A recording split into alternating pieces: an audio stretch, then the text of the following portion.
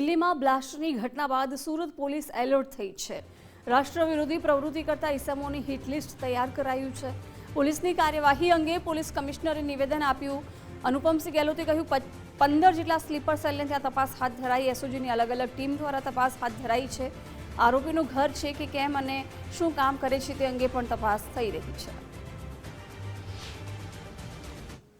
આમ જ ભાગરૂપે એવા તથ્યો જો કોઈપણ પ્રકારથી એવા એન્ટી નેશનલ કામગીરીમાં સામેલ થવાની શક્યતા હોય આ પ્રકારના તમામ વ્યક્તિઓના એક જો અલગથી ડોઝિયર બનાવવાની જો કામગીરી ચાલુ કરવામાં આવી છે।